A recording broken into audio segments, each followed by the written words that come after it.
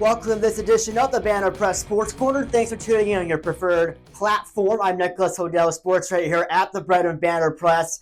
And the Blinn baseball season is rolling along quite nicely for the fourth-ranked Buccaneers. Blinn leads Region 14 South by 3 games over San Chadito North and Galveston, and is 21-6 overall with a 7-game win streak that dates back to a couple of weeks. Sophomore Caden Ferraro has been at the forefront of that win streak in the Blinn offense, leading the team with a 440 average, a 574 on-base percentage, 37 hits, 7 home runs, and 32 RBI. And as if all of that wasn't enough, he also hit a go-ahead home run as part of 2 homers Tuesday night to propel the Buccaneers past Wharton County in a 12-8 victory. Ferraro joins us in studio this week. Thank you so much, Caden, for stopping by. Yeah, no problem, man. It's been fun playing baseball recently, and that's all you can ask for. Yeah, absolutely. And I mean, just reading off some of those numbers, that pretty much tells the whole story. But just to get to the Tuesday win against Wharton County's kind of come from behind to get that win. But once you guys found the bats, it was just balls were leaving the yard at a pretty steady clip there at Leroy Dreyer Field Tuesday night. What was the big key to you guys waking those bats up and getting the win? Yeah, I mean, I feel like, when we come to the park, we know that we can hit. And the last couple of games, we've been doing it late. And so, I mean, that's fine. That shows that we're still getting it no matter what. But, we want to come in the park hitting, to start the game off. And I feel like finding that will be more important to us than kind of finding at the end of the game. Yeah, I mean, it takes all 9 innings to get the job done, right? Yeah, it does. right. And obviously starting off a series is always a big key for you guys to get that win. Just how much does a series opening win kind of propel you guys for the rest of the week? Yeah, I mean, it just puts confidence in everybody, the pitching staff, all the hitters. Getting that first win does take us, past the points where like, okay, well, we can beat this team, and getting the first one. And on the other side, I wouldn't say demoralizes a team, but it can if they let it happen. And so when we get that first win, a big comeback win too, when they had the momentum and they had the lead, coming back and taking it from them is huge for the rest of the week. Yeah, and really a hallmark of this year, mentioned the overall record, 21-6 at this jump. That's a big improvement from where you guys had started last year before you guys had made that big surge to the national championship a year ago. Just between last year and this year, just what's kind of been the big difference and allow you guys to start off the year so strong and to keep that ranking being so high? Yeah, I mean, I feel like, it's a pretty much brand new team than it was last year. We don't have as many returners as we had from the team last year. And I think, kind of teaching them the brand of baseball that we ended on last year was a big thing. And all the guys know that, we're here to win, and, we're here to go back to the national championship and win it again. So, kind of keep that rolling from what we ended on last year was a huge thing. And I feel like we've done that pretty well so far. Yeah. And even in some of those non-conference series, whereas a year ago, I may have been dropping more of them, or at least splitting, you guys were really picking momentum up there in the non-conference slate before conference play even got rolling. Just what was that big thing that allowed you guys to really start off with some of those non-conference games and be able to take victories from them rather than taking those setbacks here or there? Yeah, I mean, just kind of instilling confidence in the younger players and the guys who haven't had a lot of at-bats or innings pitched in college. It's a brand new thing. I mean, it's not like high school whatsoever. Everyone is better. Every team is going to fight better and harder, and you got to be on your A game every single time. And, having those guys go out there and do it early to get the confidence they need was huge for us. And I feel like right now, I mean, everyone on the team has the confidence they need to win, and I feel like we're in a good spot. Yeah, and that was something we had a chance to talk about before this season started. Getting you into our cover of the Spring Sports Preview, which came out last month. They're front and center for you. And one of the things that we had talked about was you wanted to be more of a leader this year and leading this group of freshmen to really big things. Just how has that been to be able to be with the current group of freshmen this year? Yeah, I mean, at the beginning of the year is when I feel like you need to be a leader the most and really teach the guys what, we do as a program and a team. And I feel like now that's kind of been instilled, I can kind of take a step back. I mean, I don't really have to, tell people what to do or get on to people for something that they didn't do because, we're all on the same page now. And once you can get there, I mean, we're just having fun. And I feel like more of a friend or or a teammate rather than a guy that they got to look up to. Yeah, how crucial do you think the fall was, looking back and establishing those expectations so that when the spring season comes, you guys are hitting the ground running? Yeah, I mean, the fall's a big part, not only for, getting recruited for all these guys or all that, but kind of learning how we play baseball and getting them reps. The more reps and at-bats you get, the better you get. The more pitches you throw, you can hone your stuff into what you need it to be. And I feel like when we had a really good fall this year, and that kind of helped us springboard into the spring, which obviously we're starting off pretty strong here. Yeah. Just between these 27 games you guys have played so far, just how much progress have you seen with these freshmen? Yeah, I mean they're all doing great. Reese Lungsford, he's come in the last couple weeks and just been really good for us, and that confidence that he has right now is huge. And we have guys like Benji at the beginning of the year who started off really hot. Getting them going.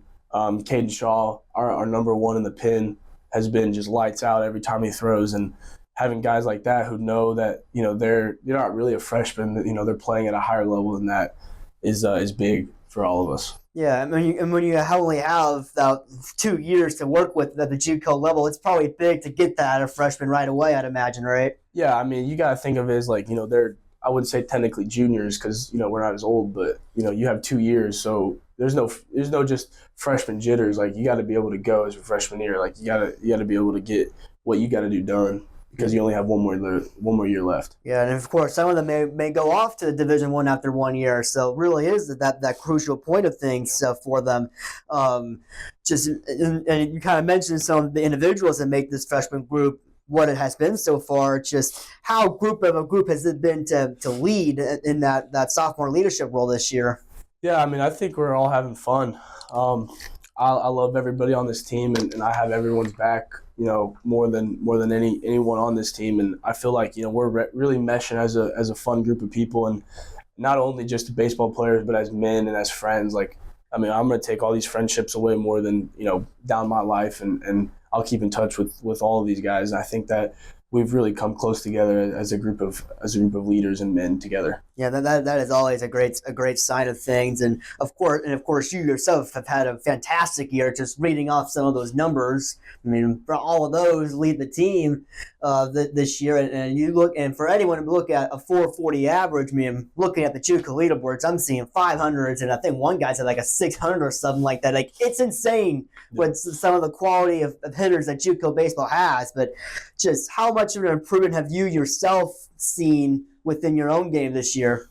Yeah, I mean, I ended the year last year on a really hot streak, and kind of having to figure out this whole fall how to produce those numbers throughout the whole year, which I did at the end of the year, and kind of using that fall to practice and get better and do all the things that I felt like I was doing at the end of the year. And starting off strong is huge. When you get the first 5-10 games out and you're hitting really good, that really just helps you with your confidence level, springboards you into the rest of the year. And as of right now, I mean, we're hitting good, and I'm personally hitting good, which is a big thing, and it helps out the team a lot. And that's what that really matters. Because if I'm hitting good and we're winning, that's all that matters. Yeah, and you still had a great year for the numbers. Last year was a 387 average of 18 homers and 82 RBI. This year, the 440 average, the 7 homers, 32 RBI. At least in the average and the home runs, it would suggest that you're on pace to make those improvements year to year statistically. Is that something that you really look at right now as kind of a barometer for yourself?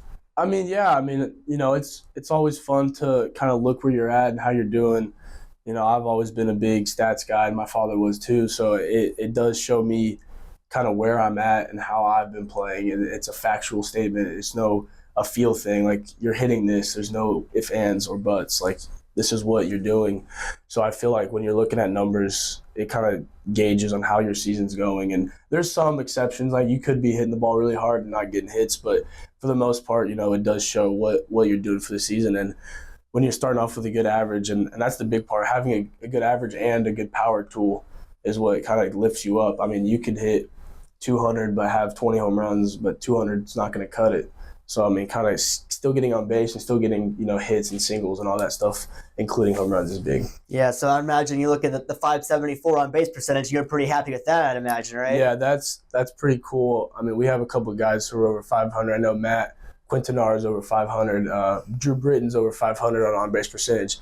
I mean, that's really hard to do. Getting on base half the time is really hard in baseball, and I feel like getting on base and base runners creates runs, and that's what we need to do to win. Yeah, and I don't think that's something a lot of people get to see 440 and 574.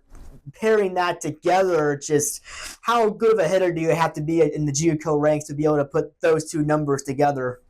Yeah, I mean, I feel like, it's all just swinging at good pitches. I feel like if you swing at a good pitch, you have a better chance to, get on base and get a hit.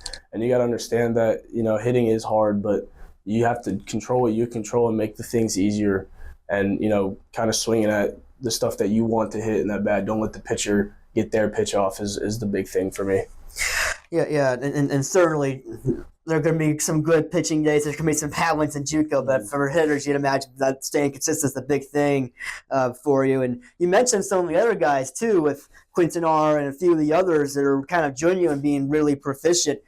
Just how big is it to have a lineup where it's not just you or maybe one other, that you have several guys on this order who can really hit the ball well? Yeah, I mean, it's a relief. Like, it doesn't put pressure on any one person, and that just makes the game easier, and you don't have to worry about how you're doing individually in the moment, and you can just worry about how the team's doing, and that normally leads to you doing better at yourself. And when I'm not having a good day, which I've had not some good days this year, and we've still won because we have guys that are going to pick it up for me, and that's just a relief knowing that you don't have to be on your A game every single day, but it does help. Right, absolutely. And we have Blinn Sophomore Caden Ferraro in the Sports Corner this week. Of course, the Blinn cover athlete of our spring sports preview from the start of this spring sports season about a month ago. And, of course, at that point, you guys had already been rolling a little bit, but now being at 21-6, I can't imagine that being on the cover putting any additional pressure on you to perform. But just how cool was that to see this and be recognized for it? Yeah, I mean, it's always fun getting recognized for your hard work. We're out here every single day, doing what we need to do to get better. And, when people, especially in Brenham, come together and get behind us, it's a really big plus. And, knowing that, we have people watching us and understanding that what we're going through is hard, it's nice. Yeah, and we talked quite a bit when we did that interview back last month on you being committing to Texas Tech and signing there for next year. Just how much have you kept up with Texas Tech and perhaps they keeping up with you so far this spring? Yeah, I mean, I know they're in a season and they're really busy, so I don't really expect them to, be texting me every day or call me every day. But, we have check-ins a couple, once a month or twice a month, and, just them asking how I'm doing and me asking how they're doing. It's really nice. And, on more of a personal level, not even a baseball level, asking how their family's going and them asking me how my family is. And that's what, I liked about them when I was committing there. It's, it kind of goes past baseball and they want me to be, safe, and they want me to have fun, and they want me to do all these things other than just play baseball. Yeah, and that was really one of the things that you had said that you kind of felt the want of them wanting you there instead of some program saying you can't come here, but then you might be so and so behind in the depth chart behind one or two other guys. And we talked a lot about just how big that was for you, and you was even saying the personal stuff too. I'd imagine that you really appreciate the personal aspects of that. Yeah, I mean that's huge. I mean, a coach that you're going to at a big school knowing or wanting to care about how you are other than baseball is a relief. It makes you feel like they care about you. And there's a lot of people in the baseball world that don't really care about how you are as a person and only care about baseball stuff. And, I feel like that coaching staff is, Tim Tadlock's really good friends with our head coach, Dusty Hart. And, they kind of have the same coaching style and kind of the same way that they like to play baseball. And, that's a huge thing for me. And I really like that. Yeah. How much of that is also preached within the Blinn program, which is all the personal stuff? Yeah. I mean, we care about each other more than baseball. I mean, I know we have check-ins. If someone's off for that day, like we know everybody. We see them every day. We know how you act. And, if they're not acting the way that they, normally do, then we ask them, like, it's not nothing serious. It's just, hey, like, how you doing? And we hang out all the time 24/7 after. I mean, it's unbelievable how much time we spend with these people. I mean, we all live in the same apartment building. Like, I see every single person probably for 15 hours a day. So I mean, it's we're all close, really close. Assuming the other 9 hours are for sleeping purposes. Yep, that is it. Yeah, so you see each other in the baseball facilities, in the apartments. I imagine you have several in your classes that you have. Does it ever get tiresome to see the same guys? No, it doesn't. I mean, there's no one else to really talk to around here other than what we have. I mean, we all go do the same things every day, all with each other, and those are my brothers, technically, is what you want to call it. I mean, I see them more than I see my own family, and same with them. And I feel like once we get to that point, where we're that close, like, we're going to have each other's backs no matter what. And that's the good mark of a baseball team, is when you can fight for your brothers. I was just about to say, that's got to be the most positive thing I think you can possibly say about a baseball program, when you have that kind of thing and there's no animosity around or anything like that. So I mean, that is just really fantastic to hear. And in a season where you guys are trying to defend a national championship and you have that big target on your back, do you think that's something that you almost kind of need to kind of fend that, to kind of have that target not be such a burden on you guys? Yeah, I mean, being a high-ranked team and the defending national champions, like, we're going to get everybody's best game. Like, no one's going to go out there and kind of half play that game that they're playing against us. And sometimes that they're going to have a good game where they're normally not. Like, they're going to go out and they're going to get 5 runs in the first because they're just ready to go to play us. And it's different for us. We're trying to go out there and keep the same energy. We're not really trying to go out there and beat them, bad the first inning. Like, we're trying to stay positive and stay in it. And when we get kicked in the mouth like that against a team that we know that we're better than, coming back out there with our guys, it's good to know that we can get out back after it. Yeah, and we've seen that a few times in region play with what Wharton County did to you guys Tuesday before you guys came back, and what San Jacinto did to you guys before you guys eventually ended up splitting that series. Mm-hmm. Just within this region, just how much are you getting that best shot out of everybody within the region so far? Yeah, I mean, the region is a little different just because we have to play everybody 7 times. So, obviously we're not going to get everybody's ace every game. But, even those guys who aren't their ace for that team, they're trying to prove themselves. And so we're going to get their best shot. And, being the leader in the division, everybody, as of right now, everyone wants to knock us off and take us down. And we're fighting to stay back up there. And, when we just win and stack games on games and stay positive and stay in it and stay focused, having good practices and being close during after practices and going to the cages and lifting and working out, it keeps us in the same procedure as what we need to do to win. Yeah, and of course we're still so early in you guys' season. You have to remember the junior season lasts quite a bit longer than the high school season. I mean, when you guys essentially get into perhaps the last couple weeks of the regular season, it's playoff time at the high school level. So just to be able to keep that in perspective, just how much are you guys just trying to keep after that every single day and realizing where you guys are is just a start rather than an ending point? Yeah, I mean, it's hard. We practice every day. We play 3-4 times a week, or 2-3 times a week, every week. And, it gets tiring. Your bodies, we're getting older, so we can't really do as much as we used to be able to do in high school and middle school and all that kind of stuff. So taking care of our bodies and going to the training room and getting our lifts in when we need to, it's a huge part, and a lot more of a part than it was when in high school. We can just go out there and play 10 games a week and be fine.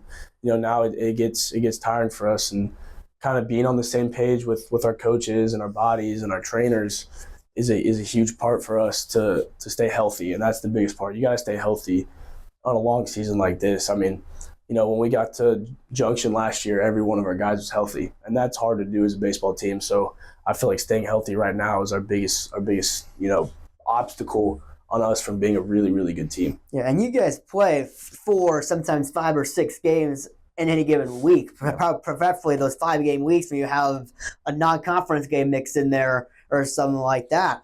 Like you will coming up against Navarro here pretty soon, actually. how much emphasis is put on the training room when you guys don't have a game necessarily to play? Yeah, I mean, after this podcast, I'm going straight to the training room to get my stuff done. I mean, 9 innings is hard on the body, especially when it's a high, impact game. And we had a lot of energy going last night. And it necessarily wasn't even the baseball. It was just yelling and screaming and being ready for the boys and just getting hyped. And so, that is a huge part of how we need to do stuff. And, we'll go to the training room before the games, before practice, after the games, after practice. And, huge props to our trainers who stay there. I mean, I don't know if I would want to stay, an extra 2 hours late to help some guys out because their arm hurts, but they do, and that's really big for us, and we appreciate them. Yeah, and certainly. How much energy do you expend just getting guys hyped compared to the actual game of baseball? Yeah, I mean, even when you're not doing anything, you're still doing maybe even more than if you were doing something. And in the dugout's a big part, and those guys who aren't playing necessarily right now, knowing that they're behind us and they're in the game watching it is big, and it helps the guys on the field know that they're not alone out there. Sometimes the batter's box or the pitching mound can feel like an island and you're isolated, but when you hear your guys in the background, kind of cheering you on, it helps out a lot. Yeah, and certainly that is absolutely the case when you get into this part of the year where it seems like the weeks can drag on with just baseball, but here you guys are in a great position to do something special yet again. Just with the few minutes that we have left, of course, college baseball is in full swing. Kind of mentioned the Texas Tech element of that. Professional baseball is also coming up pretty soon. Just how much baseball are you guys watching outside of practicing and actually playing your games?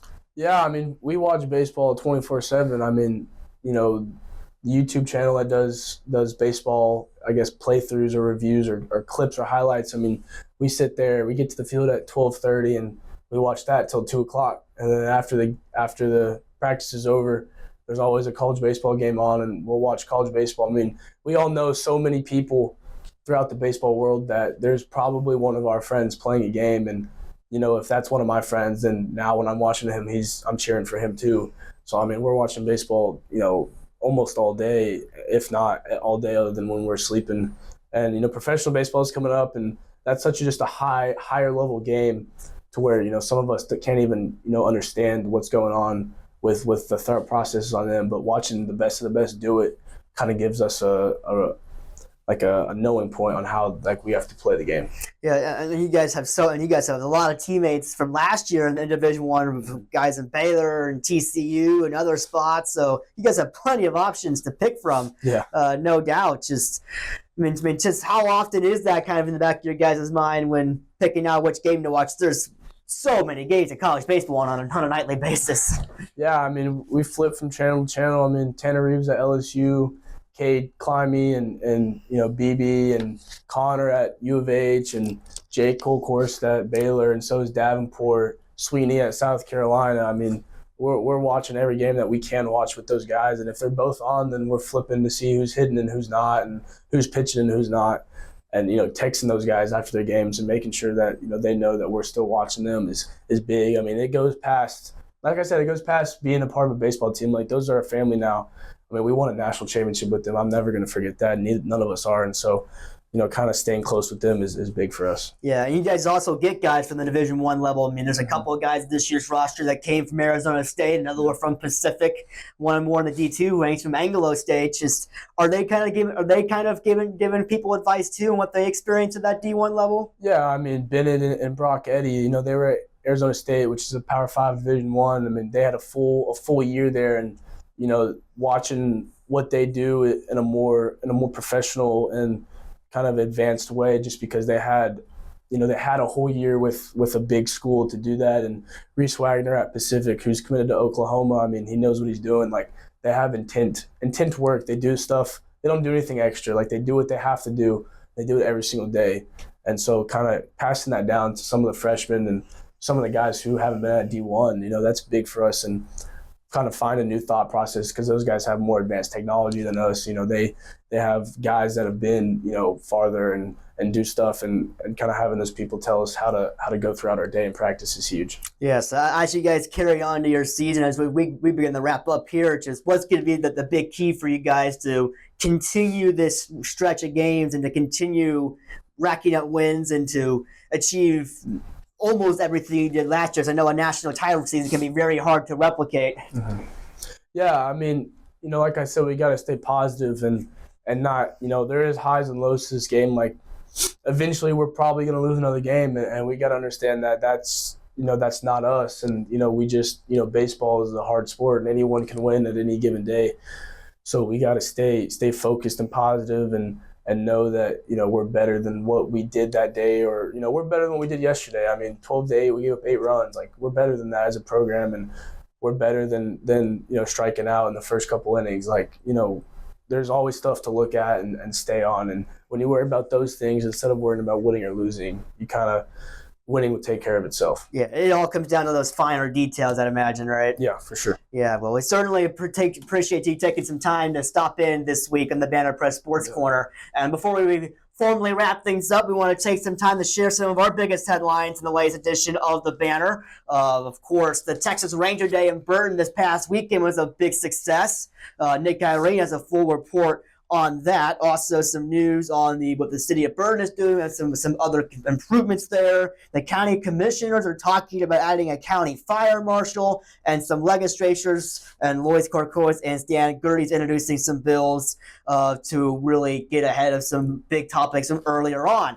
And then within our sports section, Tuesday's edition featured a big feature on the Rouse, 3 generations now of Brenham baseball, which is a phenomenal thing to see this for the Brenham Cup program. All the history they have now, 3 generations of the Rouse there within that family. Also, Kaylee Daniels as the state powerlifting meet, placing 9th with her personal best total. And Thursday's edition, Brenham softball, Brenham baseball, Burton things, you guys, and Blinn, all kinds of things. It's a jam-packed section there within the Thursday Banner Press. We also want to remind you to nominate someone who you believe is a rising star in Washington County for inclusion in our 20 Under 40 Rising Stars magazine, which will be released this June. The Banner Press is currently taking nominations from now until April 11 from the community for individuals ages 18 through 40 as of June 30, so really 18 through 39 for that matter, who live and or work in the county and are making positive contributions to the Washington County community. Nomination forms will be printed in select editions of the Banner Press and are also available on our website, BrenhamBanner.com, or you can swing by the Banner Press office here in Brenham. Self-nominations are not permitted and incomplete forms will not be accepted. And if you want to get those forms in those select editions of the Banner Press, all you got to call 979-836-7956. That's the phone number you need to subscribe to the Banner Press. You can let the good folks here at the Banner Press take care of you that way, or you can subscribe on our website, BrenhamBanner.com. Again, that phone number is 979-836-7956. You can also subscribe on our website at BrenhamBanner.com. Again, we thank you, Caden, for stopping into the Sports Corner this week. I have been Nicholas Hodel. Have a very good rest of your week, everyone.